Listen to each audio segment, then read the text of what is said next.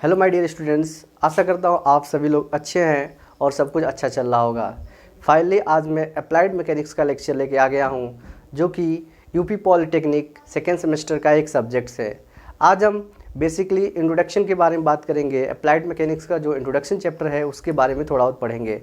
But introduction पढ़ने से पहले हम क्या करते हैं, ये देख लेते हैं कि आपके अप्लाइड मैकेनिक्स में कौन कौन से चैप्टर्स पढ़ने हैं।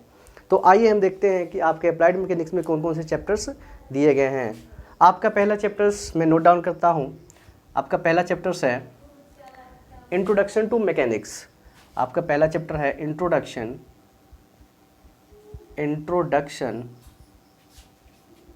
Of mechanics. My dear students, आपका पहला चैप्टर इंट्रोडक्शन ऑफ मैकेनिक्स। अगर हम सेकेंड चैप्टर की बात करें तो आपका सेकेंड चैप्टर्स है फोर्स एनालिसिस।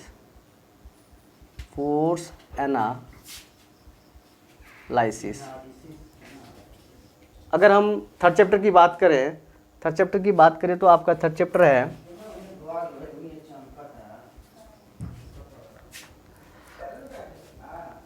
फर्स्ट चैप्टर हो गया introduction of mechanics, second chapter हो गया आपका फोर्स एनालिसिस और थर्ड चैप्टर आपका है कपल।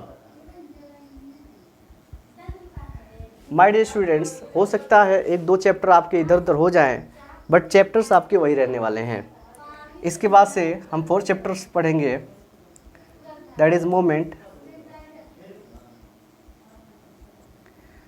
फोर्थ चैप्टर आपका आएगा मोमेंट्स। और फिफ्थ चैप्टर की बात करें तो फिफ्थ चैप्टर आपका रहने वाला है फ्रिक्शन।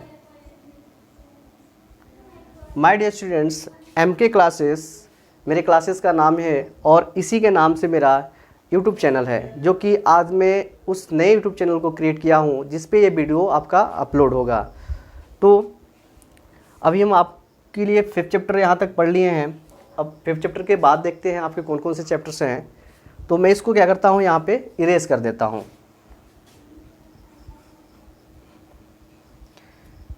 हमने यहाँ पे फिफ्थ चैप्टर देख लिया। आपका सिक्स्थ चैप्टर मिलेगा मशीन।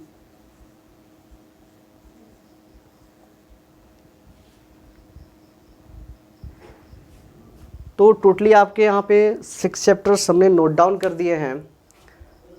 इसके अलावा और भी चैप्टर्स आपके सिलेबस में थे जो कि ऑलरेडी वो आपके सिलेबस से हटा दिया गया है। अगर हम 2019 से पहले की बात करें तो आपके 3 से 4 चैप्टर और इंक्लूड थे, बट 2019 में जैसे आपका सिलेबस मॉडिफाई हुआ उसमें से 2-3 चैप्टर्स आपके निकाल दिए गए हैं और वे 2-3 चैप्टर्स आपके थर्ड सेमेस्टर में एक सब्जेक्ट से स्ट्रेंथ ऑफ मटेरियल जिसमें उसको इंक्लूड कर दिया गया।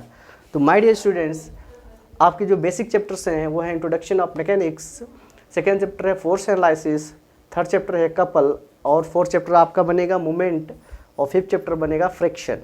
और सिक्स चैप्टर की हम बात करें तो सिक्स चैप्टर आपका बनेगा मशीन। मुझे पता है कि कुछ बच्चे ऐसे होंगे जो हिंदी मीडियम से होंगे जिन्हें इंग्लिश की प्रॉब्लम होगी, तो मैं आप लोगों को इसका हिंदी में बता देता हूँ। पहले चैप्टर का नाम है यांत्रिकी का परिचय। यांत्रिकी का परिचय। अगर हम सेकेंड चैप्टर की बात करें तो इसको बोलते हैं बल विश्लेषण। बल विश्लेषण।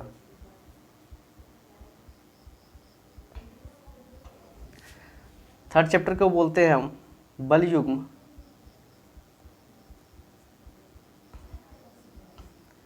फिफ्थ चैप्टर आपका है बल घूर्ण, या नॉर्मली बोले तो वल्ली घूर्ण भी बोल सकते हैं, बट यहाँ हम मोमेंट में केवल फोर्स ऑफ मोमेंट ही देखेंगे। पांचवा चैप्टर है आपका घर्षण और सिक्स चैप्टर है जिसको बोलते हैं मशीन। तो माय डियर स्टूडेंट्स, टोटल हम 6 चैप्टर पढ़ेंगे अप्लाइड मैकेनिक्स के अंतर्गत।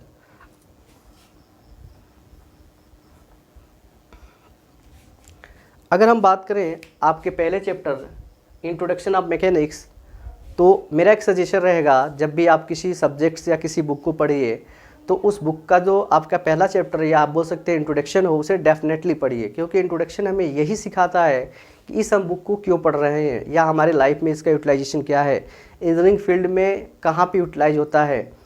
तो आप लोग हमेशा इंट्रोडक्शन वाले चैप्टर को पढ़िए। और दूसरी बात ये रही कि जब भी आप इंट्रोडक्शन वाले चैप्टर को पढ़ते हैं तो कम्पिटिटिव एग्जामिनेशन या अगर हम कम्पिटिटिव एग्जाम्स की बात करें, आपके खुद बोर्ड एग्जाम में भी इसे क्वेश्चन पूछ दिए जाते हैं। तो माय डियर स्टूडेंट्स, आज हम पहला चैप्टर स्टार्ट करने वाले हैं। पहला चैप्टर आपका रहेगा इंट्रोडक्शन ऑफ मैकेनिक्स। आप चाहिए तो इसको कैप्चर कर सकते हैं, अदरवाइज़ आप चाहो तो नोट डाउन कर सकते हो यदि पेन पेपर के साथ अगर पढ़ रहे हो तो। इसे मैं इरेज कर देता हूँ।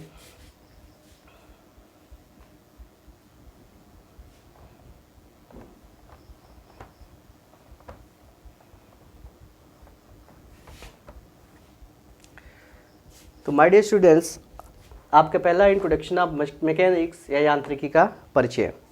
यांत्रिकी के परिचय के अंतर्गत कम से कम 8 से 10 टॉपिक आपके सिलेबस में दिए गए हैं, जिनमें से 4 से 5 टॉपिक आपके एग्जामिनेशन की दृष्टि से मोस्ट इम्पॉर्टेंट है। बट हम आपके एक भी टॉपिक्स यहाँ पे बाउंस नहीं करेंगे, अर्थात स्किप नहीं करेंगे या हम छोड़ेंगे नहीं। हर एक टॉपिक का कॉन्सेप्ट आपको ओरली मिलेगा और जो भी आपके डेरिवेशंस या न्यूमेरिकल्स होंगे वो बोर्ड टू बोर्ड मिलेगा। बाकी बात रहा डेफिनेशन का, तो आपको सभी डेफिनेशन ईजी वे में और सिंपल लैंग्वेज में मिलेगा। तो आइए देखते हैं आपके इंट्रोडक्शन ऑफ मैकेनिक्स में आपका फर्स्ट टॉपिक क्या बनता है। तो फर्स्ट टॉपिक हम जानेंगे मैकेनिक्स क्या होता है। देखिए, अगर हम अप्लाइड वर्ड टर्म को हटा दें तो हमारा टर्म बनता है मैकेनिक्स। तो अप्लाइड मैकेनिक्स को जानने से पहले हमें जानना होगा मैकेनिक्स क्या होता है। तो फर्स्ट ऑफ ऑल हम मैकेनिक्स का डिफिनीशन देखते हैं। तो आपका पहला टॉपिक है मैकेनिक्स।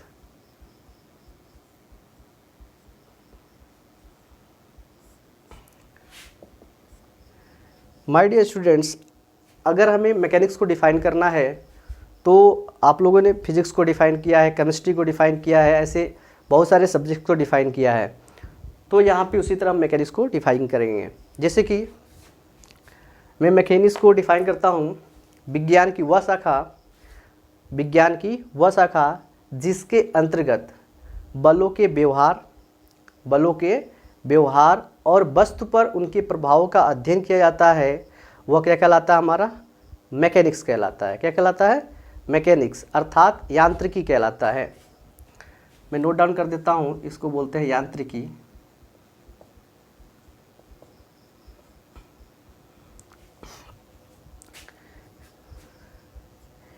एक बार और डिफाइन करता हूँ, विज्ञान की वह शाखा जिसके अंतर्गत बलों के व्यवहार, हम यहाँ पे देखेंगे कि जो भी आपके फोर्स होंगे उनका नेचर कैसा होगा या बिहेवियर कैसा होगा। अगर किसी वस्तु पे ये बल लग रहे हैं तो उस वस्तु पे इसका प्रभाव कैसा होगा, इसका अध्ययन हम जिस विज्ञान के अंदर करते हैं वही विज्ञान हमारा क्या कहलाता है? यांत्रिकी या मैकेनिक्स कहलाता है। अब हम यहाँ पे देखेंगे मैकेनिक्स को कितने भागों में बांटा गया है, कौन कौन से भाग हमारे लिए इम्पॉर्टेंट है। तो अगर हम बात करें तो मैकेनिक्स को अलग अलग किताबों में अलग अलग राइटर द्वारा अलग अलग तरीके से क्लासिफिकेशन किया गया है।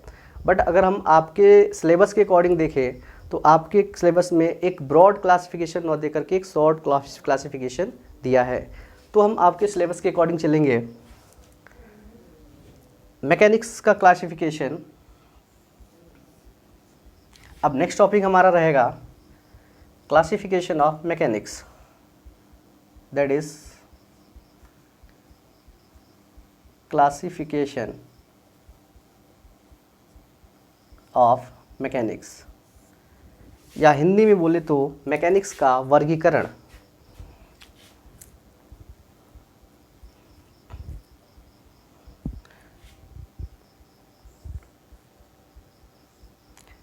माय डियर स्टूडेंट्स, अगर हम अदर राइटर की बात करें तो कुछ राइटर ने मैकेनिक्स को 2 भागों में बांटा है। पहला आपका है सॉलिड मैकेनिक्स, दूसरा आपका है fluid mechanics. Again solid mechanics को फर्दर क्लासिफाइड किया गया है, जिसके अंतर्गत आपको मिलेगा अप्लाइड मैकेनिक्स और स्ट्रेंथ ऑफ मटेरियल या mechanics of solid. Applied mechanics आपका नॉन डिफॉर्मेबल बॉडी पे अप्लाई होता है और जो हमारा सॉलिड मैकेनिक्स होता है वो डिफॉर्मेबल बॉडी पे अप्लाई होता है। बट हम यहाँ पे आपके अप्लाइड मैकेनिक्स के अकॉर्डिंग हम यहाँ पे देखेंगे तो हमारा क्लासिफिकेशन ऑफ मैकेनिक्स है दैट इज स्टैटिक, दूसरा आपका है डायनेमिक।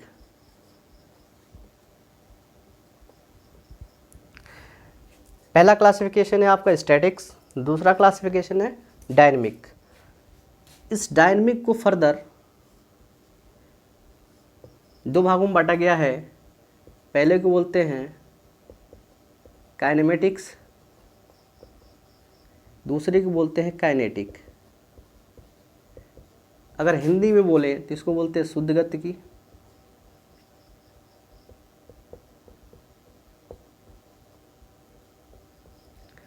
और काइनेटिक को बोलते हैं बल गति की।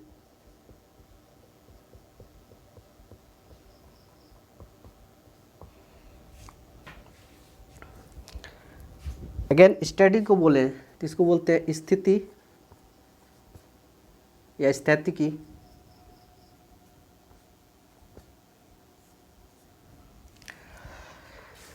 तो फर्दर हमने यहाँ पे क्लासिफिकेशन कर दिया है। क्लासिफिकेशन ऑफ मैकेनिक्स में बेसिकली आपके अप्लाइड मैकेनिक्स के अकॉर्डिंग देखेंगे तो क्लासिफिकेशन ऑफ मैकेनिक्स में पहला पार्ट बनेगा आपका स्टैटिक्स, दूसरा पार्ट बनेगा डायनेमिक। डायनेमिक को फर्दर दो भागों में क्लासिफाइड किया गया है। पहला बनता है आपका काइनेमेटिक्स जिसको हम बोलते हैं शुद्ध गति की, दूसरा बनता है काइनेटिक जिसको बोलते हैं बल गति की। अगर हम डायनेमिक को बोले तो इसको नॉर्मली हम गति की बोलते हैं।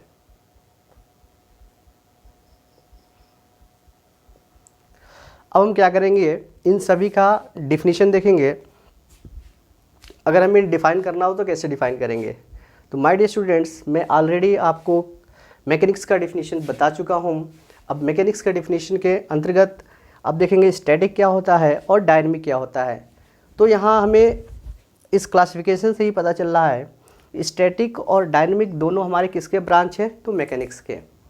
तो यहाँ पे हमें डिफ़ाइन करने के लिए मैकेनिक्स का हेल्प लेना होगा। अगर हम स्टैटिक को डिफ़ाइन करें तो ध्यान से सुनिएगा,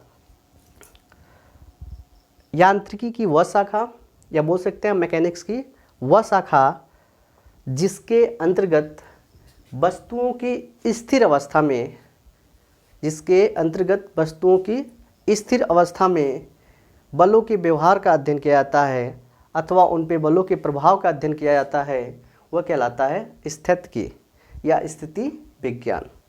एक बार और डिफिनीशन को रिपीट करता हूँ, ध्यान से सुनिएगा।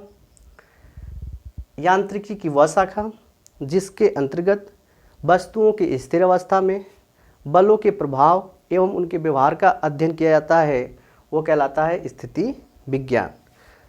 आई होप आप लोगों को अच्छी तरह से डिफिनीशन समझ आ गया होगा। अगर हम एग्जाम्पल के तौर पे देखें, सपोज़ कीजिए कि हमारे पास यहाँ पे एक ब्लॉक रखा हुआ है। अगर इस ब्लॉक पे हम कोई फोर्स अप्लाई कर रहे हैं और इस फोर्स के इफेक्ट में ये ब्लॉक मूवेबल नहीं है या मूव नहीं हो रहा है, तो सबसे पहले हम ये देखेंगे ये हमारा ब्लॉक जो है स्टैटिक पोजीशन में है। किस पोजीशन में है? स्टैटिक पोजीशन में है, मोशन नहीं कर रहा है। हमने फोर्स तो लगाया। अब देखिए फोर्स तो लगा रहे हैं, फोर्स का नेचर कुछ भी हो सकता है, कंप्रेसिव हो सकता है, टेंसाइल हो सकता है। दूसरी चीज़, इस फोर्स के प्रभाव में ये जो ऑब्जेक्ट है मोशन नहीं कर रहा है, तो हम बोल सकते हैं कुछ तो वस्तु के ऊपर इसका व्यवहार होगा। क्लियर? तो ये जो टर्म हम रिलेट कर रहे हैं ये किसके अंतर्गत आएगा? स्थिति विज्ञान के अंतर्गत आएगा। My dear students, I think आप लोग अच्छी तरह से समझ गए होंगे। आइए नेक्स्ट डेफिनेशन देखते हैं। नेक्स्ट क्लासिफिकेशन है डायनेमिक। जैसे कि अभी हम लोगों ने बात किया स्थिति के बारे में, सेम डेफिनेशन रहेगा, बस अंतर क्या हो जाएगा?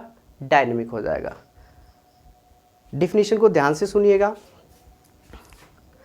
यांत्रिकी अथवा मैकेनिक्स की वह शाखा जिसके अंतर्गत वस्तुओं की गतिमान अवस्था में उन पर बलों के प्रभाव एवं व्यवहार का अध्ययन किया जाता है, वो क्या कहलाता है? हमारा डायनेमिक अथवा गतिकी कहलाता है। अब हम यहाँ पे देखेंगे कि अगर किसी वस्तु पे बल लग रहा है तो बल का नेचर कैसा है और उस बल के प्रभाव में वो वस्तु गतिमान है, इसके बारे में हम यहाँ पे बात करेंगे। अब हम देखते हैं इस डायनेमिक को फर्दर दो भागों में बांटा गया है। डायनेमिक को क्लासिफाइड किया गया है काइनेमेटिक्स, जिसको बोलते हैं शुद्ध गतिकी। आपका सेकेंड क्लासिफिकेशन है काइनेटिक, जिसको हम बोलते हैं बल गतिकी। अगर हम काइनेमेटिक्स को डिफाइन करें तो यहाँ पे क्लियर हमें पता है शुद्ध गतिकी यानी प्योरली हमें मोशन के बारे में अध्ययन करना है। किसके बारे में अध्ययन नहीं करना है? फोर्स के बारे में हमें कोई अध्ययन नहीं करना है। तो डिफाइन करता हूँ, ध्यान से सुनिएगा। अब देखिए ये डायनेमिक जो है ये किसके ब्रांच हमारे यहाँ पे दो बन रहे हैं? इस डायनेमिक के दो ब्रांच है। ओके, तो बोल सकते हैं गतिकी अथवा डायनेमिक की वह शाखा जिसके अंतर्गत गतिकी अथवा डायनेमिक की वह शाखा जिसके अंतर्गत केवल वस्तुओं के गति संबंधी अध्ययन किए जाते हैं अथवा उसके गति के बारे में अध्ययन किया जाता है, वो क्या कहलाता है? हमारा शुद्ध गतिकी अथवा काइनेटिक्स कहलाता है, सॉरी शुद्ध गति अथवा काइनेमेटिक्स कहलाता है। अब हम यहाँ पे बात करेंगे, हम उस फोर्स के बारे में अध्ययन यहाँ पे नहीं करेंगे जिसकी वजह से वो गति उत्पन्न हो रही है। जैसे कि अगर हम बात करें, सपोज कीजिए कोई व्हीकल्स है, या नॉर्मली अगर मैं यहाँ पे ब्लॉक, जैसे कि आपको स्टैटिक में एग्जांपल दिया था, अगर ये ब्लॉक है, अगर हमने यहाँ पे 50 न्यूटन का फोर्स अप्लाई किया, अगर इस 50 न्यूटन के फोर्स अप्लाई करने पे ब्लॉक मूवेबल होने लगा और किसी समय यहाँ पे आ गया, तो हम ये बोलेंगे कि इस ब्लॉक पे 50 न्यूटन का फोर्स लगाने से इस ब्लॉक में मोशन क्रिएट हुआ। तो मोशन तो क्रिएट हुआ, लेकिन किसके इफेक्ट में? इस बल के इफेक्ट में। हमें किसका अध्ययन नहीं करना है? इस बल का अध्ययन नहीं करना है, बल्कि इसके अंदर जो मोशन आया है that is nothing but velocity या एक्सेलरेशन, इसका हमें अध्ययन करना है, जबकि मास का अथवा फोर्स का अध्ययन नहीं करना है यहाँ पे। ओके, आई होप आप लोग समझ गए होंगे।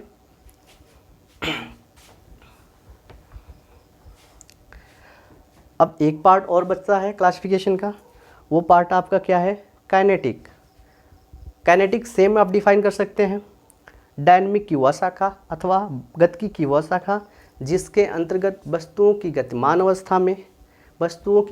अवस्था में उनकी गति के साथ साथ बल का भी अध्ययन करते हैं, जिसके कारण वह गति क्या हुआ है? उत्पन्न हुआ है। वो क्या कहलाता है? हमारा बल गतिकी कहलाता है। अब देखिए आप यहाँ से देख सकते हैं बल का भी और गति का भी, नाम में छिपा हुआ है बल गतिकी, अर्थात बल का भी अध्ययन करना है जिसकी वजह से गति उत्पन्न हो रही है, और गति का भी अध्ययन करना है, वो क्या कहलाता है? हमारा काइनेटिक कहलाता है। आई होप कि आप लोग ये क्लासिफिकेशन अच्छी तरह से समझ गए होंगे, कोई डाउट नहीं होगा। तो आप चाहो तो इस क्लासिफिकेशन को नोट डाउन कर सकते हैं अथवा आप लोग स्क्रीनशॉट ले सकते हैं। इसके बाद से देखते हैं आपका नेक्स्ट टॉपिक क्या है, कुछ एग्जाम्पल भी समझेंगे नेक्स्ट टॉपिक में जो भी आएगा। अब देखिए ये जो हमने क्लासिफिकेशन पढ़ा, एक क्लासिफिकेशन अगर रियली देखा जाए तो आपके अप्लाइड मैकेनिक्स के बेस पे है। क्लियर? अगर हम अदर क्लासिफिकेशन की बात करें तो और भी क्लासिफिकेशन है, जैसे कि मैंने आपको पहले ही बताया कि मैकेनिक्स को दो भागों में बांटा गया है।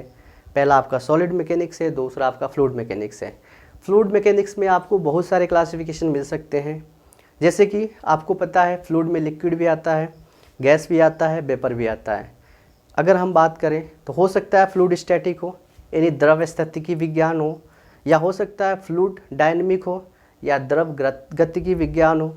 अगर हम गैस की बात करें तो सेम गैस स्टैटिक तो हो नहीं सकता है, तो हम बोल सकते हैं गैस डायनेमिक विज्ञान भी हो सकता है। तो इस तरह से आपको क्लासिफिकेशन फर्दर मिल सकते हैं। इसके बाद से आपका नेक्स्ट टॉपिक बनता है, इरेज कर देता हूँ,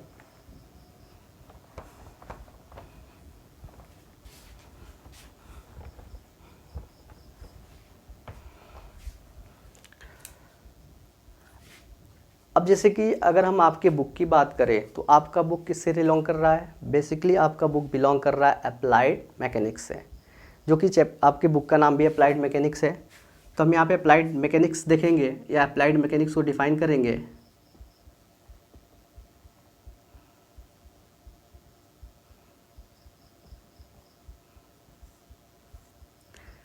अब देखिए अप्लाइड मैकेनिक्स बेसिकली जो है वो इंजीनियरिंग फील्ड में तो यूज करते हैं, क्लियर, बट किस तरह के वस्तुओं के लिए या किन प्रकार के पदार्थों के लिए इसको हम यूज करेंगे उसके बारे में भी देखेंगे। तो सबसे पहले हम अप्लाइड मैकेनिक्स को डिफ़ाइन करते हैं। अभी इसके पहले हमने मैकेनिक्स को डिफ़ाइन किया, मैकेनिक्स के बारे में अच्छे से अध्ययन किया। सेम कॉन्सेप्ट हमारा अप्लाइड मैकेनिक्स पे भी रहेगा, बट ध्यान रखिएगा अप्लाइड मैकेनिक्स इंजीनियरिंग प्रॉब्लम को सॉल्व करने के लिए एक अत्यंत महत्वपूर्ण शाखा है जो कि मैकेनिक्स के अंतर्गत आपका आता है। अप्लाइड मैकेनिक्स के द्वारा ही हम क्या करते हैं, अगर किसी वस्तु को हमें बनाना है या किसी वस्तु के बारे में अगर विचार करनी है वो कैसे बनेगा, तो इसका अध्ययन हमें अच्छी तरह से पता होना चाहिए। तो माय डियर स्टूडेंट्स, ये अप्लाइड मैकेनिक्स को आप लोग आई थिंक समझ ही गए होंगे। इसका डेफिनेशन में कोई ज़्यादा खास अंतर नहीं है। जिस प्रकार हम कह सकते हैं ये भी एक प्रकार की यांत्रिकी की ही शाखा है जिसका मेनली उपयोग हम क्या करते हैं, इंजीनियरिंग प्रॉब्लम को सॉल्व करने के लिए करते हैं, जो कि एक यांत्रिकी की एक महत्वपूर्ण शाखा है, या बोल सकते हैं इंजीनियरिंग का एक अभिन्न अंग है। वो अभिन्न अंग अप्लाइड मैकेनिक्स भी है और आपका मैकेनिक्स भी है। मैकेनिक्स के अंतर्गत बहुत सारे पार्ट्स आपके आ सकते हैं, क्लासिफिकेशन आ सकते हैं, बट अप्लाइड मैकेनिक्स खुद में एक क्लासिफिकेशन है। इसके बाद से हम देखते हैं, हाँ अब मेन इंपॉर्टेंट टर्म आता है जो आपके सिलेबस के अकॉर्डिंग देखा जाए, वो होता है यूटिलिटी ऑफ मैकेनिक्स या मैकेनिक्स की अनुपयोगिता, या बोल सकते हैं मैकेनिक्स की उपयोगिता। तो यहाँ देखते हैं, आई थिंक नेक्स्ट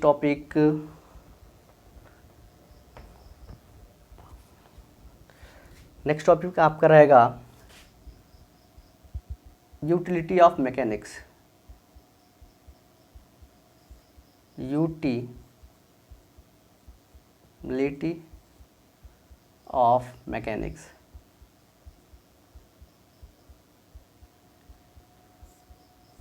या हम बोल सकते हैं हिंदी में यांत्रिकी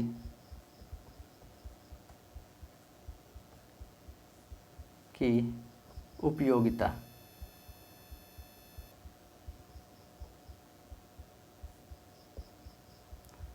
यूटिलिटी ऑफ मैकेनिक्स या बोल सकते हैं application of mechanics. My dear students, मैं आप लोगों को पहले ही बता चुका हूँ जो मैकेनिक्स है वो इंजीनियरिंग का एक मोस्ट इम्पॉर्टेंट पार्ट्स है। क्या है, अगर किसी भी इंजीनियर्स को या किसी भी डिज़ाइनर्स को अगर मैकेनिक्स का नॉलेज नहीं है तो किसी भी वस्तु का निर्माण नहीं कर सकता है। तो सबसे पहले हम इन बातों को ध्यान में रखते हुए बोल सकते हैं कि अप्लाइड मैकेनिक्स इंजीनियरिंग का एक अभिन्न अंग है या मोस्ट इम्पॉर्टेंट पार्ट है। इस अप्लाइड मैकेनिक्स के द्वारा ही हम क्या करते हैं, किसी वस्तु का निर्माण करते हैं, उस वस्तु की क्रिया के बारे में देखते हैं और फाइनली उस वस्तु का क्या करते हैं, हम परीक्षण करते हैं। ये किसके द्वारा संभव है, यांत्रिकी के द्वारा ही संभव है। अगर हम बात करें, सपोज कीजिए किसी वस्तु का हमें निर्माण करना है, तो अगर उस वस्तु के बारे में हमें अच्छे से जानकारी होनी चाहिए कि जिस वस्तु का हमें निर्माण करना है वो वस्तु किसी भी रूप में हो सकता है आपका मशीन का अंग हो, या हो सकता है कोई मैकेनिज्म हो, या हो सकता है कोई स्ट्रक्चर अथवा फ्रेम हो। वो वस्तु किसी भी फॉर्म में हो सकती है। अगर इनका हमें निर्माण करना है तो सबसे पहले हमें देखना होगा उन अंगों पे किस प्रकार के बल लगने हैं, या उन अंगों के ऊपर जो बल लग रहे हैं उनकी वैल्यू कितनी होगी। इसके आधार पे हम क्या करते हैं, उनकी साइज़ और पदार्थों का चयन करते हैं। दूसरी बात रही, हमें ये भी देखना होता है कि जो अभिन्न अंग है वो किसी थर्मल या केमिकल के कांटेक्ट में तो नहीं आएगा, इनका भी हमें ध्यान रखना होता है। तो जब तक हमें यांत्रिकी का नॉलेज नहीं होगा तब तक हम ये प्रोसेस अपना नहीं पाएंगे। तो इसलिए हम बोलते हैं कि जो मैकेनिक्स है वो क्या है, इंजीनियरिंग का एक मोस्ट इम्पॉर्टेंट पार्ट है। ओके माय डियर स्टूडेंट्स, आशा करता हूँ आप लोग समझ गए होंगे।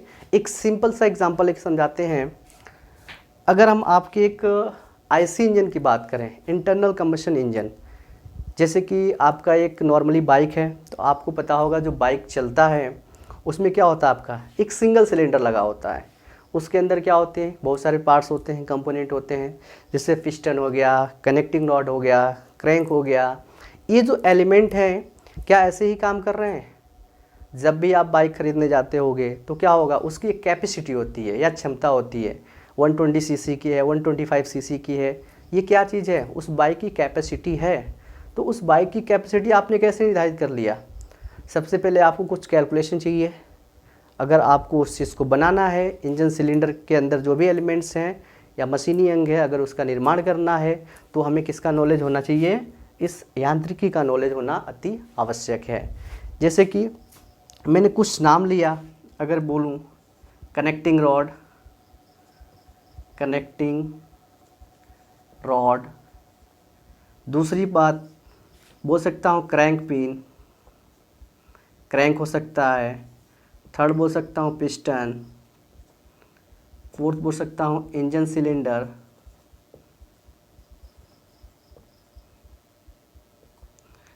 फिफ्थ बोल सकता हूँ पिन।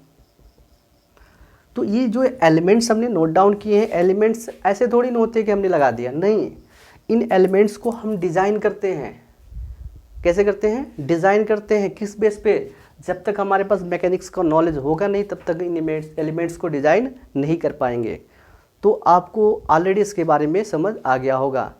अगर हम मैकेनिक्स को अपनी डेली लाइफ से रिलेट करें तो बहुत सारी ऐसी इवेंट्स हैं या घटनाएं हैं जिसमें मैकेनिक्स का एक इम्पॉर्टेंस पार्ट रोल होता है। जैसे कि अगर हम चल रहे हैं, सड़क पे चलना, देखिए मैं आपको बता दूं, फ्रिक्शन कहीं कहीं लाभदायक भी होता है और फ्रिक्शन कहीं कहीं हानिकारक भी होता है। जैसे अगर हमें कहीं जाना है तो आप बोलोगे सर फ्रिक्शन होना चाहिए तभी हम ईजिली चल सकते हैं, अगर फ्रिक्शन नहीं है तो हो सकता है फिसल के गिर जाएं। तो यहाँ पे फ्रिक्शन क्या है, हमारे लिए बेनिफिशियल है।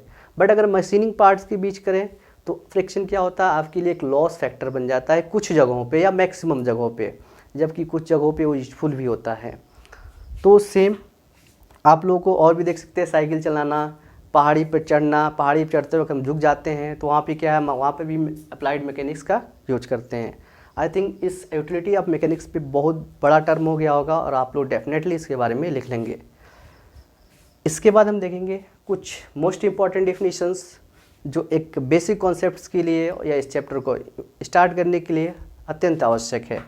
तो आइए हम कुछ मोस्ट इम्पॉर्टेंट यूजफुल डेफिनेशन देखते हैं।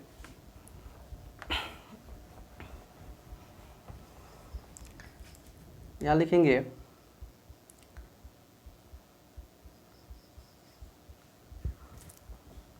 some useful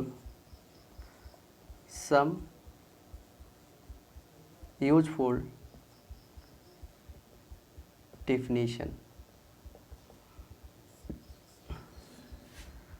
some useful definitions, जिनमें से पहला टॉपिक बनेगा हमारा मैटर, या इसको हम बोल सकते हैं पदार्थ।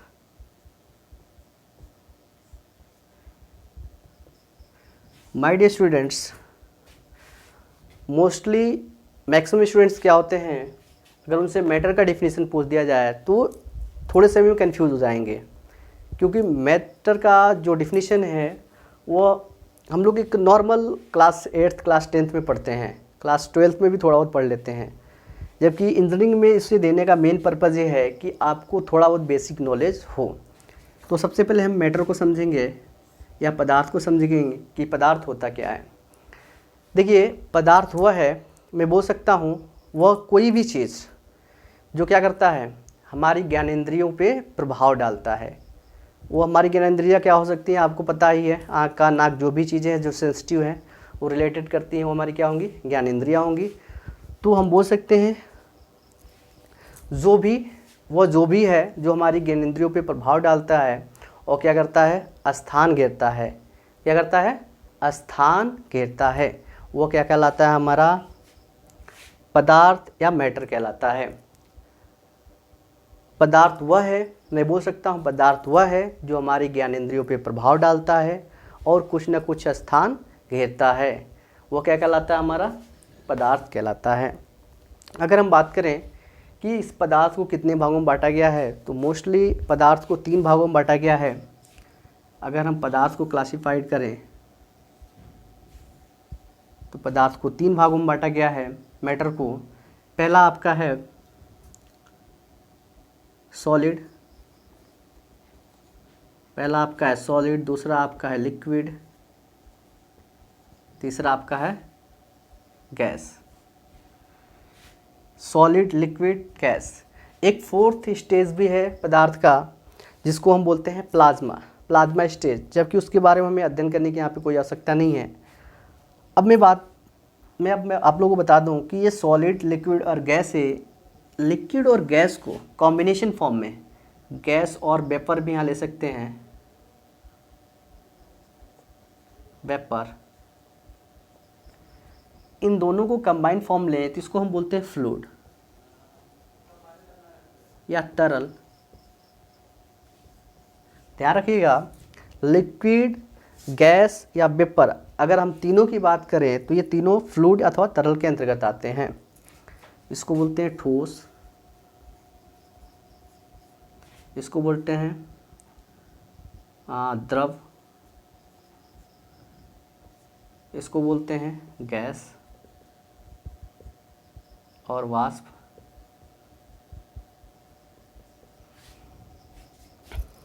आई थिंक ये क्लासिफिकेशन आप लोगों को समझ आ गया होगा। अगर आपसे पूछ दे कि पदार्थ किसे कहते हैं, पदार्थ को कितने भागों में बांटा गया है, तो इसके बारे में आप लोग इजीली लिख सकते हैं। अगर इनमें हम डिफरेंसेस की बात करें तो सॉलिड होता है, सॉलिड के बीच जो मॉलिक्यूल्स होते हैं उनके बीच जो इंटरमॉलिक्यूलर फोर्स होता है वो बहुत ज़्यादा होता है। यही कारण है कि सॉलिड के मॉलिक्यूल्स परस्पर पास पास होते हैं। दूसरी बात, अगर लिक्विड की बात करें तो लिक्विड के बीच के जो मॉलिक्यूल्स होते हैं उनके बीच का जो हम बोल सकते हैं फोर्स होता है या इंटरमॉलिक्यूलर फोर्स होता है, या जो उनके मध्य का बल लगता है अणुओं के बीच, वो हमारा क्या होता है, सॉलिड के कंपेयर में कम होता है और गैस के कंपेयर में ज़्यादा होता है। गैस एंड वेपर की बात करें तो गैस और वेपर के मॉलिक्यूल्स बहुत दूर दूर होते हैं। यही कारण है उनके बीच इंटरमॉलिक्यूलर फोर्स क्या होता है, अत्यंत कम होता है, जिसके कारण वो रैंडमली मोशन करते रहते हैं। ऐसे ही सॉलिड, लिक्विड और गैस एंड वेपर के बारे में बहुत सारे क्लासिफिकेशन आप लोग बना के लिख सकते हैं।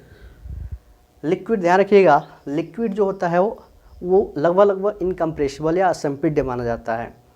अगर हम गैस एंड वेपर की बात करें तो ये क्या होता है, इनकम्प्रेसिबल नहीं होता है, ये कंप्रेसिबल होता है, यानी इसे दबाया जा सकता है। इसके बाद से मिटा देते हैं। इसके बाद से नेक्स्ट देखते हैं, नेक्स्ट टॉपिक क्या है। आई होप आप लोगों को समझ आ गया होगा। देखिए, पदार्थ का क्लासिफिकेशन हमने कर लिया। पदार्थ के बाद से नेक्स्ट क्लासिफिकेशन आता है बॉडी, जिसको बोलते हैं पिंड या वस्तु।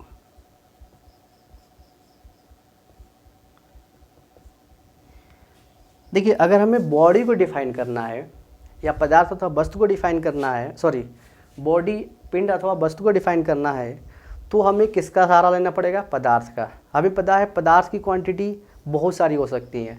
अगर हम उसका एक छोटा सा अंश ले लें, क्या ले लें, एक थोड़ा सा भाग ले लें, अंश ले लें, और उस भाग के क्या हो, कुछ न कुछ स्थान घेरे, क्या हो, स्थान घेरे, और उसका आयतन अथवा द्रव्यमान क्या हो, निश्चित हो, आयतन तथा द्रव्यमान क्या हो, निश्चित हो, तो उसे हम क्या बोलते हैं, बॉडी, पिंड या वस्तु बोलते हैं।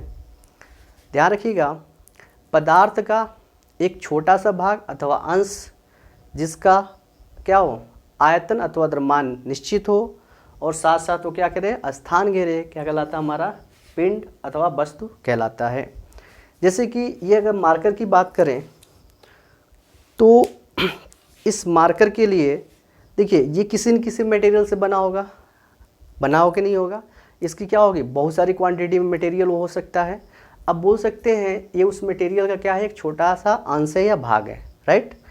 इसके बाद से अगर हम बोलें तो इसकी क्या है, ये कुछ न कुछ स्पेस घेरेगा, अगर कहीं पर रखते हैं तो इसकी वॉल्यूम भी क्या है, निश्चित है, अर्थात इसका मास भी क्या है, हमारा निश्चित है। तो ये किसका एग्जाम्पल हो जाएगा, बॉडी अथवा पिंड या वस्तु का एग्जाम्पल हो जाएगा। ऐसे बॉडी किसी भी रूप में हो सकती है, इसका हम कोई शेप एंड साइज डिफाइन नहीं कर सकते हैं। ओके माय डियर स्टूडेंट्स, आशा करता हूँ आप लोग बॉडी या पिंड का डेफिनेशन अच्छी तरह से समझ गए होंगे। नेक्स्ट आपका पॉइंट बनता है बॉडी, पिंड या वस्तु हो गया। देखिए, इसके बाद से जो आपका नेक्स्ट टॉपिक है वो है कण। क्या है, कण, इसको बोलते हैं पार्टिकल। माय डियर स्टूडेंट्स, जब भी आप पार्टिकल अथवा कण को डिफाइन कीजिएगा तो वहाँ पे आपको बॉडी का कोई रिलेशन नहीं लेना है। ओके, आप जब भी पार्टिकल अथवा कण को डिफाइन कीजिएगा तो आपको क्या लेना है? पदार्थ लेना है। क्या लेना है? पदार्थ। कह सकते हैं पदार्थ का वह अत्यंत सूक्ष्म भाग, पदार्थ का वह अत्यंत सूक्ष्म भाग जिसकी क्या हो, कोई माप न हो, उससे हम मेजर नहीं कर सकते हैं, उसकी लंबाई चौड़ाई मोटाई कुछ भी ना हो। ओके, बट हाँ उसके पास कुछ न कुछ भार अथवा द्रव्यमान हो, वह क्या कहलाता है? हमारा कण कहलाता है। या उस कण को हम बोल सकते हैं बिंदु। क्या बोल सकते हैं? बिंदु भी बोल सकते हैं। और ध्यान रखिएगा, किसी भी पदार्थ के कण की स्थिति को व्यक्त करने के लिए हम ज्यामिति के निर्देशांकों की क्या करते हैं? सहारा लेते हैं। वे निर्देशांक क्या क्या हो सकते हैं? फाइनली आप लोग पढ़ चुके होंगे लोअर क्लासेस में। जैसे सिंपल सी बात है, अगर हम एक्स एक्सिस लें, वाई एक्सिस लें, अगर हम यहाँ पे बॉडी लेते हैं, इस बॉडी के ऊपर एक छोटा सा पॉइंट लेते हैं, तो आप बोलोगे सर एक्स एक्सिस और वाई एक्सिस को मिला के यहाँ पे क्या होगा? एक्स कॉमा वाई होगा। तो क्या है? कोऑर्डिनेट ही है, जिसकी सहायता से हम क्या कर रहे हैं? उस पार्टिकल अथवा कण की स्थिति को व्यक्त कर रहे हैं। आई होप आप लोगों को क्लियर समझ आ गया होगा। तो माय डियर स्टूडेंट्स, आज का लेक्चर मैं यही समाप्त करता हूँ। अगर आपको ये वीडियो अच्छा लगा हो तो इस वीडियो को अपने फ्रेंड्स के साथ शेयर कीजिए, चैनल को सब्सक्राइब कीजिए और बेल आइकन को दबाना मत भूलिएगा, क्योंकि इसके बाद से जो भी आपके वीडियो होंगे वो आपके पास डायरेक्टली नोटिफिकेशन के थ्रू पहुंच जाएंगे। Okay, thank you for watching this video.